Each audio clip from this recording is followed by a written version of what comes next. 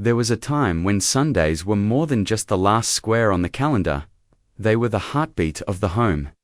Morning light spills into the kitchen, and there is the slow hiss of something roasting, the mingling perfume of gravy, fresh bread, and simmering vegetables. The table wasn't just a place to eat, it was the stage where stories were told. Laughter was shared, and love was served on plates. These meals were never rushed. They were crafted with care, seasoned with patience, and passed down like heirlooms. Now, many of them have vanished into memory, swapped for microwaves and takeaways. But if you close your eyes, you can still smell it, the roast in the oven, the pudding steaming gently, the taste of a Sunday that Britain once knew by heart. Here are 20 Sunday classic dishes that once defined who we were and deserve to be remembered. It's hard to imagine a dessert more unapologetically comforting than sticky toffee pudding. A moist sponge, heavy with chopped dates, bathed in glossy toffee sauce that clung to every bite, served warm, with a scoop of vanilla ice cream or a drizzle of cream. It was pure joy on a plate. The aroma alone, butter, sugar, and caramel mingling in the air was enough to gather everyone at the table before the pudding even emerged. From the oven, this was no instant dessert. Someone stirred that sauce until it shone and baked that sponge until the fork slid through with ease. Today, supermarkets offer pale imitations in plastic tubs, but nothing compares to the real thing, steaming gently on a cold afternoon, seconds, always on standby. From coastal kitchens to inland dining rooms, fish pie brought the taste of the sea to homes across Britain. Chunks of cod, haddock, or sometimes salmon, nestled in a creamy parsley sauce under a thick layer of buttery mashed potato. Every step mattered, bones picked out by hand, sauce stirred over a gentle flame, potatoes fluffed and raked with a fork before baking to golden perfection. The scent was a marriage of butter and brine, as comforting as a sea breeze without the chill. It was a dish of patience and care, a gentler alternative to the meat-heavy menus of the time, and one that spoke of love in every bite. If there was a plate that felt like a hug after a long week, it was bangers and mashed. Juicy sausages, sometimes bursting at the edges from their own enthusiasm, resting atop a mountain of mashed potatoes, so smooth they glistened. Over this came the gravy, dark and rich, spilling down the slopes of mash until everything shimmered. The sizzle of sausages in the pan was music to the ears of anyone who knew what came next. It was simple, honest, and soul-soothing, the kind of meal that made a grey Sunday feel golden, a dessert with a touch of theatre. Queen of Puddings was Britain's quiet Sunday showstopper, the kind that didn't just appear. It arrived. It began humbly with a base of breadcrumbs soaked in a gentle, creamy custard. No waste, no fuss, just thrift, dressed up for the occasion. Over this sat a shining layer of raspberry or red currant jam, glistening like stained glass under the kitchen light. Then came the crowning glory, a billow of snowy meringue whipped to glossy peaks, each one carefully swirled before going into the oven to catch the faintest whisper of caramel on its tips. When it came to the table, all eyes turned. The meringue cracked ever so slightly under the serving spoon, revealing the scarlet streak of jam beneath, before sinking into the soft, custardy base.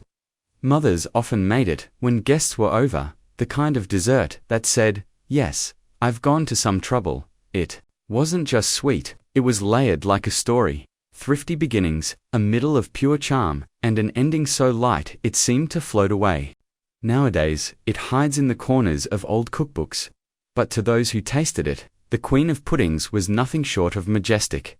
If you asked most people what they remembered about a Sunday roast, it wasn't always the meat, it was the roast potatoes. Those little golden miracles were the quiet hero of the plate.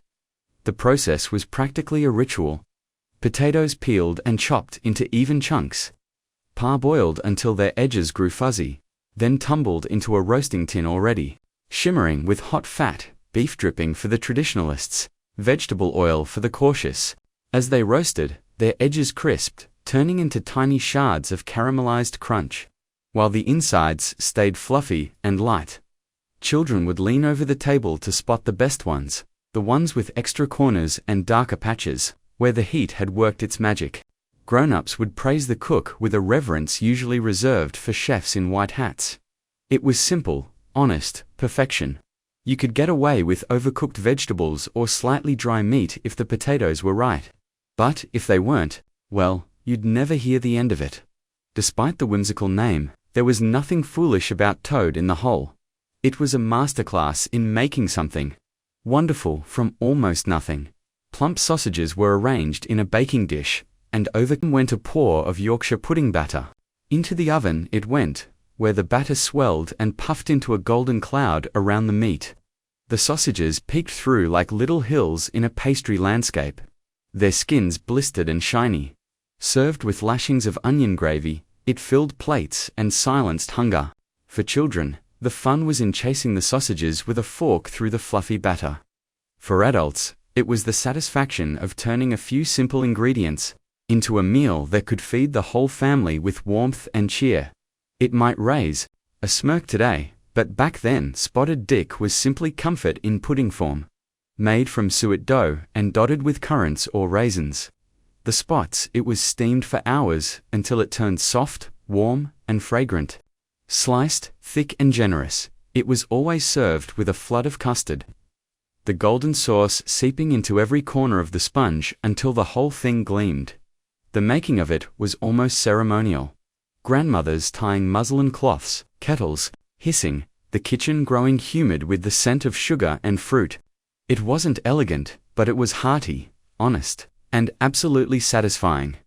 When the weather was cold and the rain tapped against the windows, apple crumble was the dessert that could lift any spirit.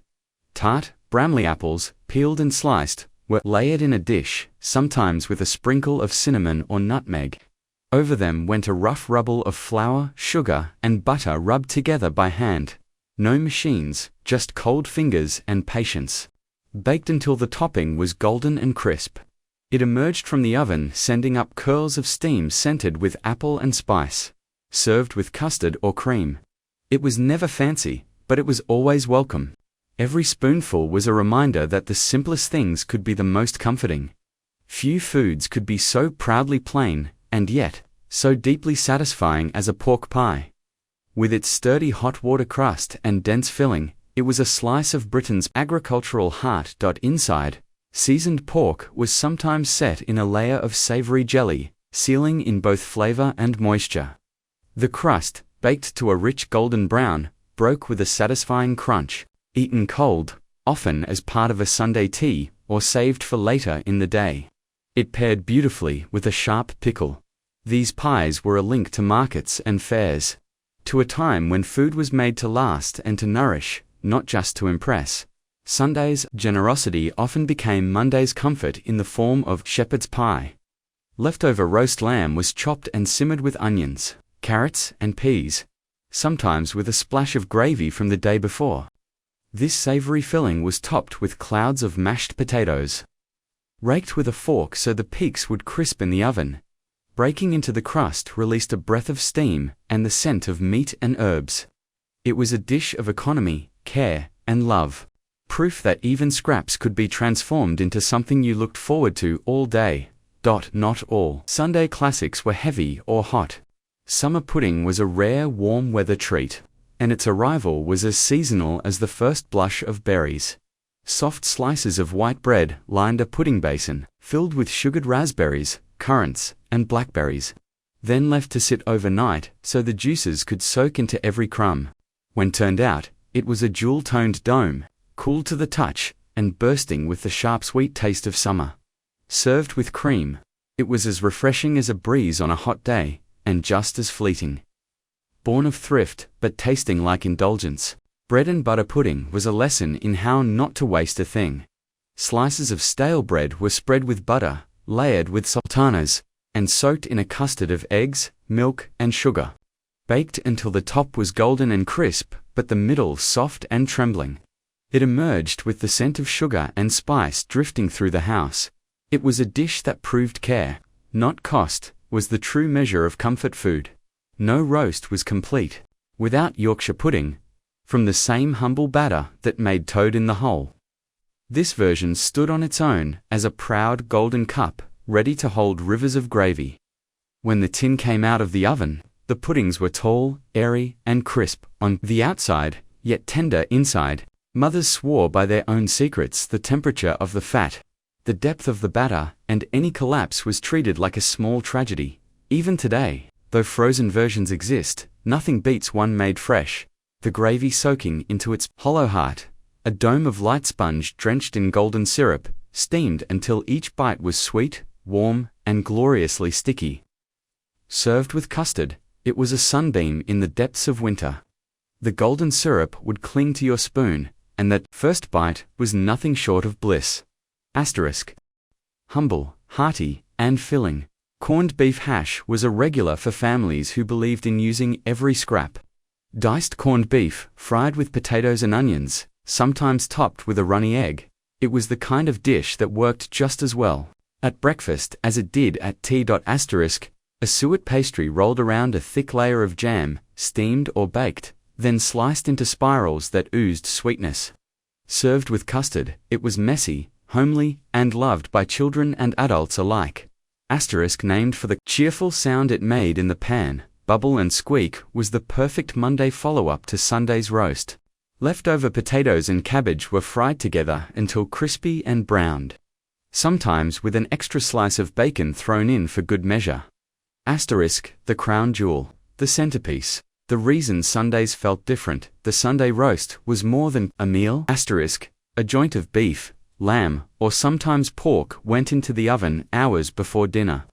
The smell slowly filled the house, mingling with the sound of clinking pans and the hum of conversation. The carving knife sliced through meat still steaming from the oven. Gravy was poured until it pooled on the plate, and every seat at the table was full. It wasn't fast, it wasn't rushed, and it wasn't just about eating. It was about belonging. A bubbling side dish that could almost steal the show. Tender florets of cauliflower smothered in a rich, creamy cheese sauce.